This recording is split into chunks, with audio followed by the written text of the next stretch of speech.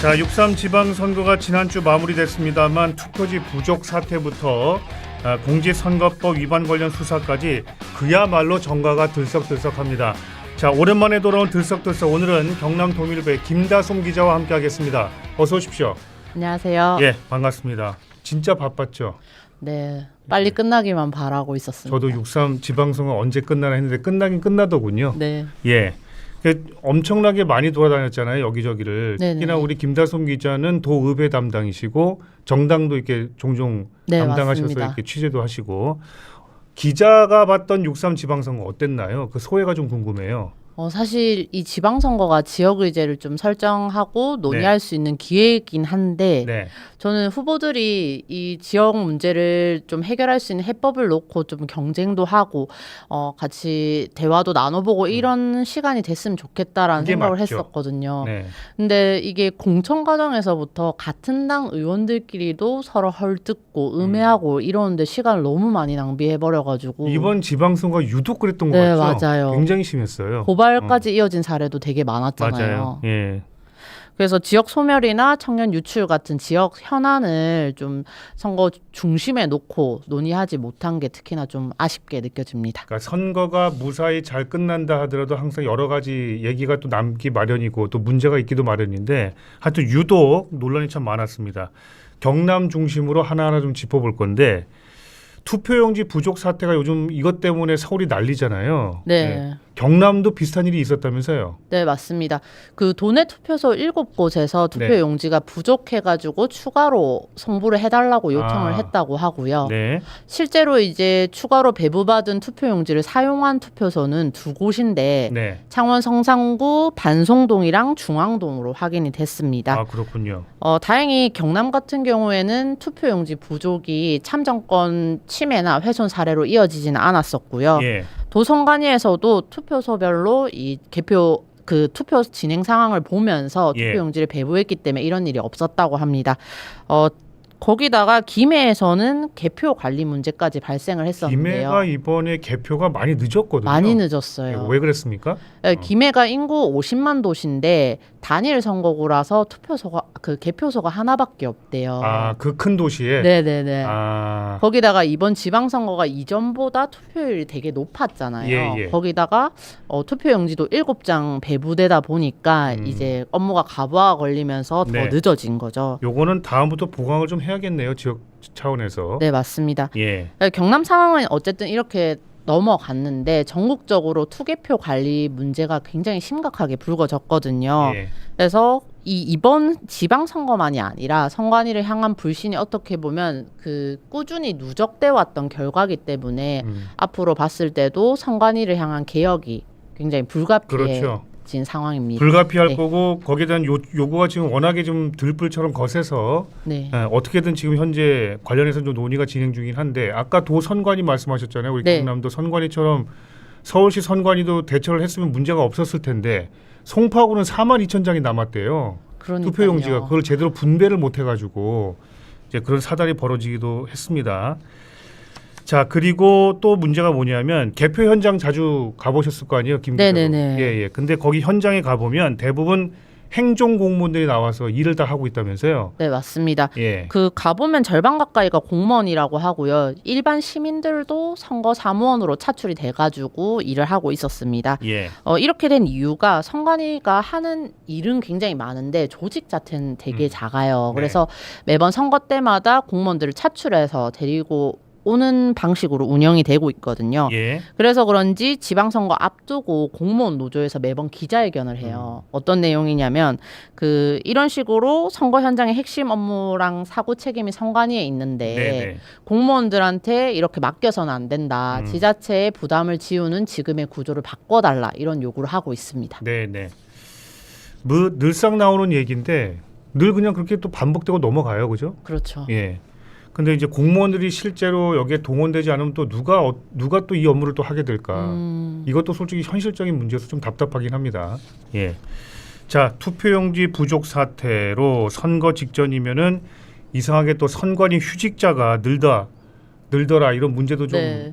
좀 불거지기도 했고 당장 2년 뒤에 총선이 있잖아요. 네, 그렇습니다. 또 2년 뒤에 대선이 있습니다. 그러니까 분명 선관위는 좀 달라져야 한다. 이게 지금 국민들의 요구인 것 같고요. 자, 투표용지 얘기는 여기까지 하고, 자, 6.3 지방선거 과정에서 불거졌던 의혹들, 그러니까 선거 본격적인 수사 대상에 좀 올랐거든요. 이 얘기를 좀 해보겠습니다.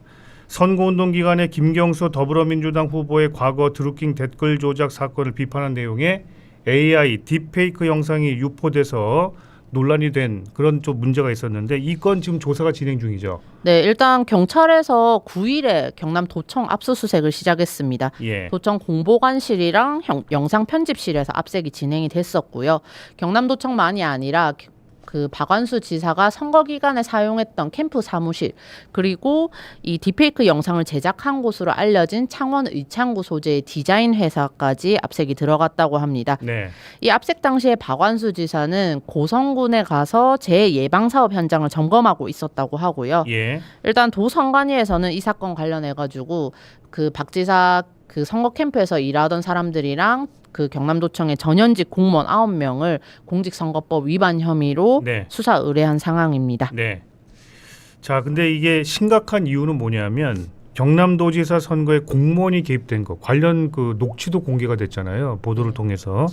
그리고 해당 영상이 AI로 만들어진 딥페이크 영상 이게 문제 아니겠습니까? 그 두 가지가 핵심이죠. 네, 이 사건 핵심은 관건 선거냐 아니냐인데요. 네네. 그 최초에 폭로한 영상 제작자 A 씨가 공무원들이 영상 제작을 지시하고 자료를 제공했다 이런 주장을 하고 있는데 예. 이 A 씨의 말이 맞다면 공무원이 정치적 중립을 위반한 사례라서 이제 처벌 대상이 될 수가 있고요. 네. 또 말씀하신 대로 딥페이크 영상 제재 기준도 논란인데요.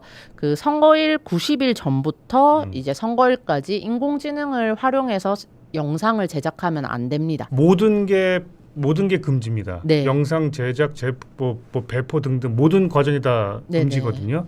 이 법이 이제 도입된 지가 얼마 안 됐기 때문에 예. 사실 세부적으로 아직 안 다듬어진 상황이에요. 판례도 없고. 네, 판례도 없어서 예. 만약에 이 사건이 법원에 간다고 해도 유무죄 판단을 가리기는 굉장히 쉽지 않을 것으로 보입니다. 네네. 자, 여기에 대해서 박완수 지사 측이 오늘 기자회견을 가졌죠. 입장을 좀 밝힌 바가 있습니다. 네, 맞습니다. 일단 그 박 지사 측에서는 관련 혐의를 부인하고 있고요. 이 영상 제작 지시를 받았다고 폭로한 A 씨를 네. 고발했고 네. 또 이 사건을 최초로 보도한 기자까지 고발을 한 상태입니다. 네네. 알겠습니다. 그러니까 이거는 민주당에서 선거 결과에 불복하는 거다. 일종의 정치 공세다 이렇게 입장을 좀 밝히고 있는 부분이고, 네. 예. 일단 검찰이 어떻게 수사를 좀 진행할지 좀 지켜보겠습니다. 강기훈 창원시장 당선인도 또 문제가 하나 있는 것이 한국 남동발전 사장 재임 당시에 사전 선거운동 의혹이 있잖아요. 네. 이것도 지금 어떻게 돼가고 있습니까? 그 강기훈 당선자가 한국 남동발전 사장으로 재직하던 시기에 네. 이 창원 지역 단체 견학에 유난히 많이 나왔었는데요. 그때 참석자한테 식사랑 선물을 제공한 사례가 나와서 이제 도선관위에 제보가 들어갔습니다. 네, 강 당선자 입장에서는 통상적으로 제공하는 숫자였다. 그리고 이 사실을 모르고 있다라고 주장을 했고요. 네. 이 주장이 받아들여져서 일단 강기훈 당선자는 수사선상에서 제외가 됐습니다. 그래도 이 쟁점이 남아 있는 게 한국 남동발전에서 제공한 식사랑 선물이 통상적이었냐 그 예. 범위를 한번 따져봐야 되는 거고요. 지급 상대나 규모 동기를 봤을 때 이제 의례적이라고 보기 힘들다라고 되면 기부행위 위반으로 판단될 수 있습니다. 네. 조규일 후보도 좀 보겠습니다. 조규일 후보가 당선된 진주도 상황이 좀 복잡한데 조규일 진주시장 측근과 또 진주시청 공무원이 관급공사 계약 명목으로 뇌물을 요구하고 받았다는 의혹이잖아요. 네. 예. 요것도 경찰 수사가 시작이 됐습니다. 네, 맞습니다. 일단 8일에 경찰이 진주시청 회계과랑 수도과 압수수색이 들어갔었고요. 네. 경찰에서 현장에 가가지고 일부 자료를 확보를 했다고 합니다. 조 시장 같은 경우에는 그 진주시장 후보자 토론회에서도 그 다른 후보들이 이 일로 지적을 하니까 정치 공세다, 사실이 아니다라고 부인을 했었고요.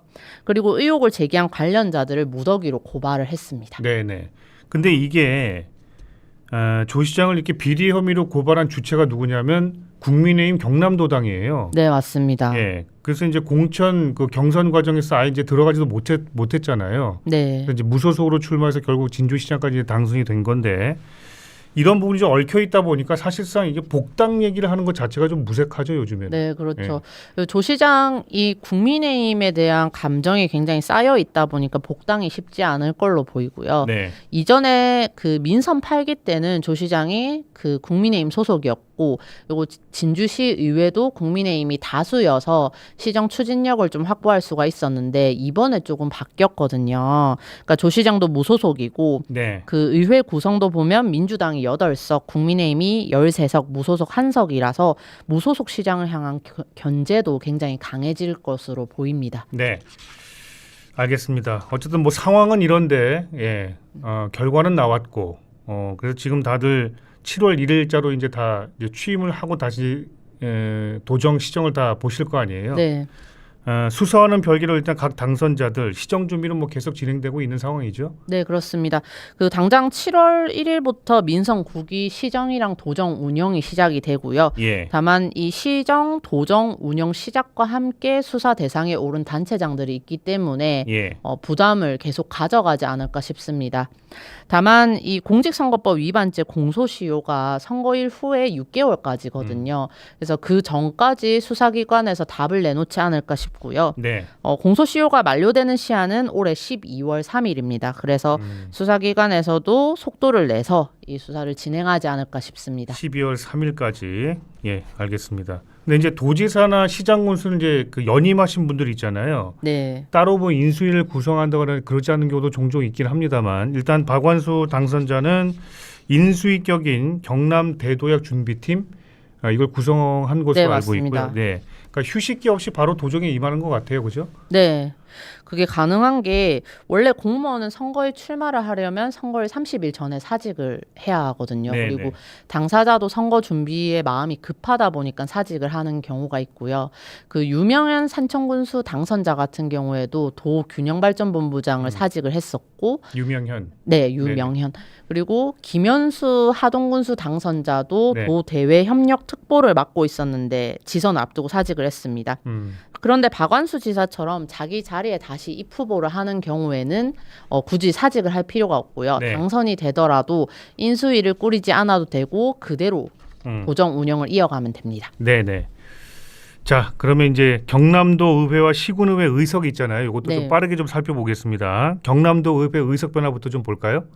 네, 경남도 의회 12대 때랑 좀 변화가 큽니다. 네. 12대 때를 보면은 국민의힘이 60석, 민주당이 4석인데요. 이번에 전체 의석은 68석인데 국민의힘이 44석을 가져갔고 예. 민주당이 23석, 무소속 1석이 됐습니다.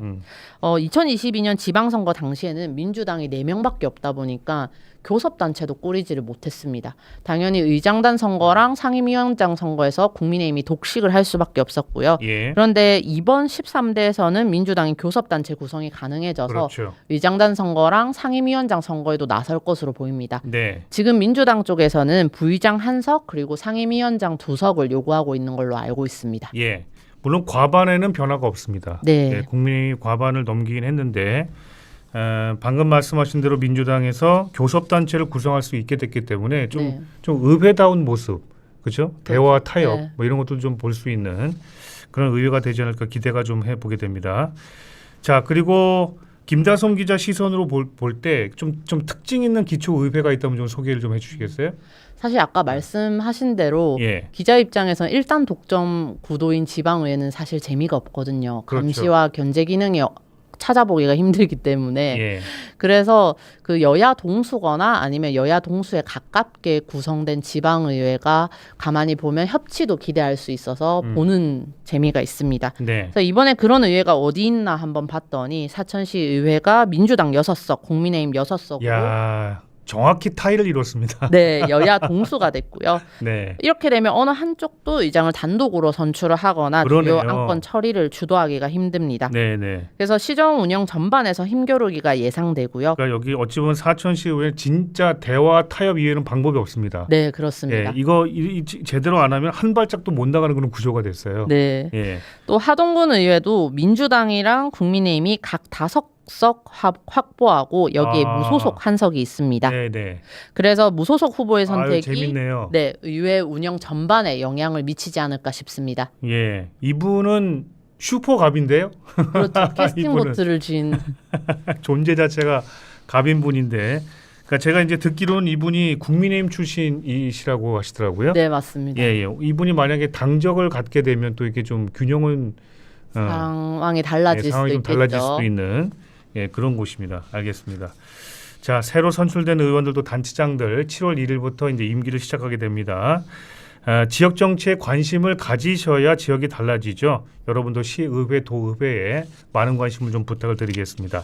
자, 지금까지 경남도민일보 김다솜 기자와 함께했습니다. 고맙습니다. 감사합니다. 네.